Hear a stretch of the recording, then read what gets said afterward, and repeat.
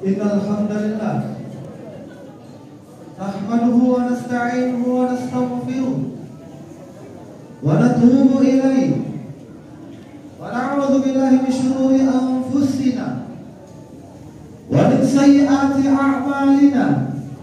May yahdihillahu fala mudilla lahu wa may yudlil fala hadiya lahu. Ashhadu an la ilaha illallah wahdahu la syarika lahu wa asyhadu anna Muhammadan 'abduhu wa rasuluhu la nabiyya ba'da. Allahumma shalli 'ala sayyidina Muhammad wa 'ala alihi wa ashabihi wa man tabi'ahum bi ihsanin ila yaumiddin. Wa qala Allah ta'ala fi kitabihil karim, ya ayyuhalladzina amanu taqullaha haqqa tuqatih wa la tamutunna illa wa antum muslimun. Ibadallah, usikum wa nafsi bittaqwallahi wa ta'ati faqad fazal muttaqun. Hadirin sidang Jumat yang dirahmati oleh Allah Subhanahu wa taala, di hari Jumat yang penuh berkah ini, marilah kita bersyukur kepada Allah Subhanahu wa taala atas nikmat kesehatan dan kesempatan.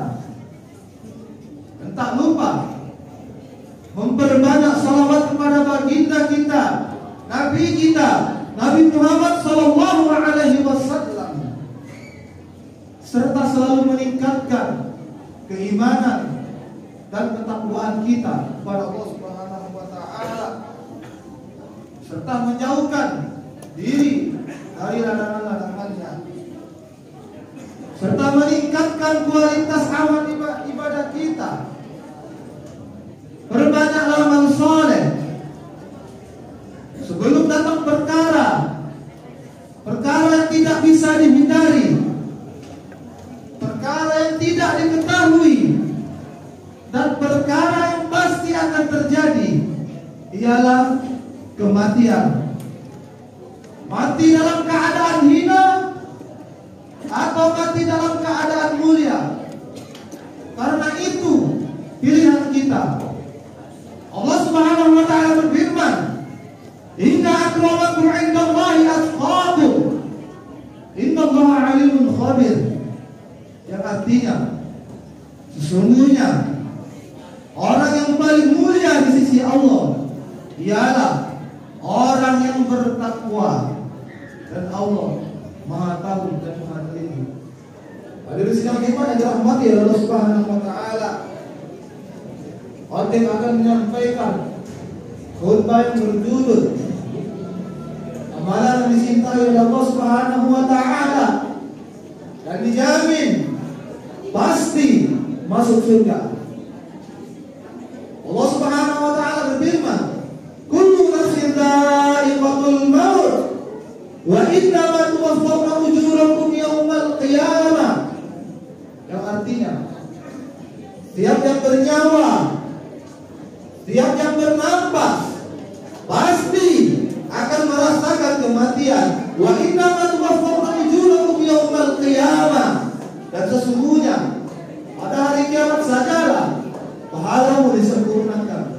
Faman zuhziha 'anil nar wa udkhilal jannah, maka barang siapa yang dijauhkan dari neraka, wa udkhilal jannah, dan dimasukkan ke dalam surga, faqad faz, maka alangkah beruntungnya ia. Wa mal hayatud dunya illa mata'ul ghurur.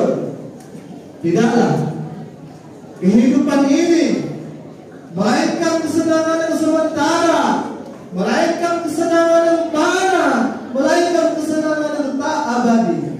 Wal akhiratu khairun wa abqa. Dan ketahuilah, akhirat itu lebih baik dan lebih kekal daripada hidup di dunia ini.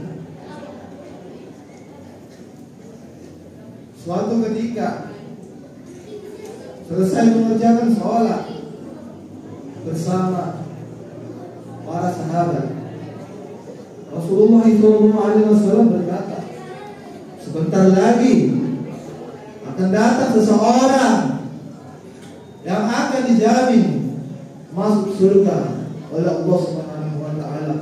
Tidak lama datang seorang pria tersebut, kemudian masuk ke masjid, mengerjakan sholat, langsung berlalu ketika dia selesai mengerjakannya.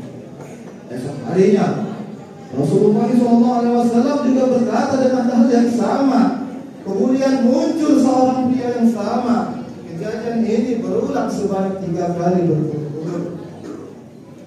Peristiwa ini mengundang rasa penasaran sahabat yang bernama Abdullah bin Amr, yang kemudian beliau mendatangi rumah pria tersebut. Lalu ia mengunjungi rumah pria tersebut, dan saat sudah dibuka, Abdullah bin Amr berkata, saat itu ia sedang ada sedikit masalah dengan ayahnya dan berjanji tidak ingin menemui ayahnya selama 3 hari. Dan ia meminta izin untuk menginap di rumah pria tersebut selama 3 hari. Pria tersebut mengizinkan Abdullah bin Amr untuk menginap di rumahnya. Selama 3 hari, Abdullah bin Amr memperhatikan setiap perbuatan pria tersebut. Beliau tidak menemukan satu ibadah istimewa yang dilakukan pria tersebut. Bahkan sholat malam saja pria tersebut jarang melakukannya. Ia hanya menemukan pria tersebut rajin berzikir ketika hendak menjelang tidur. Selesai menginap selama 3 hari, Abdullah bin Amr berpamitan. Sebelumnya ia menceritakan maksud kedatangannya. Ia juga menjelaskan sebetulnya tidak sedang bertengkar dengan ayahnya. Ia hanya penasaran kenapa Rasulullah SAW mengatakan bahwa engkau telah mendapat jaminan masuk surga dari Allah Subhanahu wa Ta'ala. Maka ia bermaksud untuk mengetahui adakah ibadah khusus yang dilakukan oleh pria tersebut. Dengan segala kerendahan hati, pria tersebut kemudian berkata, wahai Abdullah, aku memang tidak punya amalan khusus. Hanya saja aku selalu berusaha memaafkan mereka yang menyakitiku, baik sengaja maupun tak sengaja, serta menghilangkan rasa benci, rasa iri, rasa dendam, rasa sombong, dan penyakit-penyakit hati yang lainnya. Hadirin sidang Jumat yang dirahmati Allah Subhanahu wa Ta'ala, dapat diambil hikmah dari kisah tersebut. Jadilah pemaaf, walaupun berat menjadi seorang pemaaf, karena orang pemaaf lebih mulia daripada orang yang meminta maaf. Jangan sampai tidak ada rasa benci, rasa iri, rasa dendam, rasa permusuhan di antara sesama muslim. Wa'iyadzubillah. Karena menjadi pemaaf mendatangkan rahmatnya Allah, sedangkan marah, benci, dengki, iri mendatangkan murkanya Allah Subhanahu wa Ta'ala. Pada masa Rasulullah SAW, ada seorang pria yang bernama Al-Qamah. Pada suatu hari, Al-Qamah menderita sakit yang sangat parah. Dia bahkan tidak bisa beranjak dari tempat tidurnya karena sakitnya yang begitu parah. Berita itu pun sampai kepada Rasulullah SAW. Kemudian beliau mengutus 3 orang sahabat untuk menjenguk Al-Qamah. Di sana, ketika sahabat menemui Al-Qamah yang dalam keadaan sakratul maut, namun dia kesulitan untuk mengucapkan La ilaha illallah. Setelah itu Rasulullah SAW memerintahkan sahabat untuk mencari ibu dari Alqamah tersebut. Setelah menemui sang ibu, ternyata diketahui bahwa Alqamah telah melupakan ibunya sendiri sejak menikah. Alqamah lebih mementingkan istrinya daripada ibu kandungnya, sehingga ibu Alqamah merasakan sakit hati dengan sikap anak tersebut.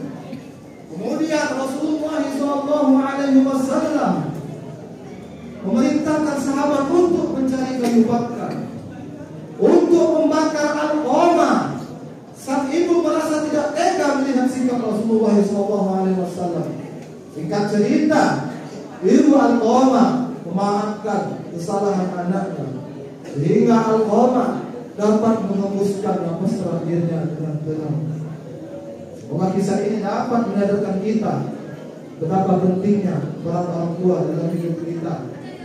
Jangan sampai kita menjadi anak yang durhaka, anak yang melawan orang tua, anak yang selalu membangkang perintah orang tua, karena surga terletak di bawah telapak kaki ibu, sedangkan murkanya Allah, azabnya Allah terletak pada kedua orang tua. Wa'iyadzubillah.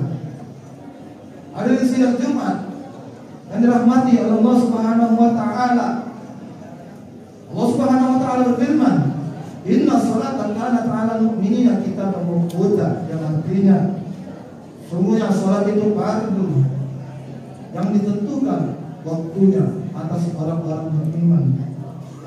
Sebaik-baik melaksanakan salat adalah di awal waktu atau ketika mendengar azan berkumandang atau telah menyadari masuk waktu sholat. Sebab ada banyak keutamaan orang yang mengerjakan sholat di awal waktu. Dalam hadis diriwayatkan oleh Imam Ahmad, Su'ila 'anil Nabi sallallahu alaihi wasallam, ada seorang sahabat yang bertanya kepada Rasulullah sallallahu alaihi wasallam, Ya Rasulullah, afdhalul amal, wahai Rasulullah, amalan apa yang paling utama?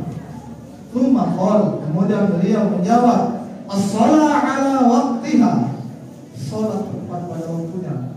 Kemudian beliau menjawab lagi, birrul walidain, berbakti kepada orang tua. Kemudian Rasulullah SAW menjawab lagi, wal jihadu fi sabilillah, jihad di jalan Allah Subhanahu wa taala. Salat di awal waktu lebih utama. Jangan sampai kita menunda-nunda salat kita. Apalagi kita meninggalkan salat kita. Jika pekerjaan adalah alasan kenapa kamu meninggalkan salat, maka tidak akan ada keberkahan dalam hidupmu. Tidak ada keberkahan dalam waktumu, karena salat tetap harus dilaksanakan. Seandainya kamu tahu penyesalan orang yang sudah mati yang meninggalkan sholat, ada jutaan manusia di alam kubur sana yang ingin hidup kembali hanya untuk sujud kepada Allah Subhanahu wa taala. Dikisahkan di dalam Al-Quran, mereka berdoa memohon kepada Allah, Ya Rabb, wahai Tuhanku, kembalikanlah kami ke dunia walaupun hanya 1 detik. Mereka ingin sujud kepada Allah, mereka ingin bersedekah di jalan Allah. Akan tetapi Allah tidak mengabulkan orang yang ingin hidup kembali di dunia. Mereka menyesal, kenapa kamu waktu masih hidup tidak taat kepadaku? Kenapa kamu melupakan sholat, melupakan kewajiban-kewajiban, sehingga kamu tak kalah meninggal sudah mati baru kamu menyesal. Wa anna lahu dzikra, penyesalan itu tidak ada gunanya. Kurangan lebihnya saya mohon maaf. Mudah-mudahan kisah tersebut dapat menambah keyakinan kita kepada Allah Subhanahu wa taala, dapat menambah semangat beribadah kepada Allah Subhanahu wa taala, dan mempersiapkan bekal untuk nanti. Barakallahu li wa lakum fil Qur'anil 'azim. Qul qawli hadza astaghfirullah li wa lakum wa lisa'iril muslimin fastaghfiruhu innahu huwal ghafurur rahim. Allahumma shalli ala sayyidina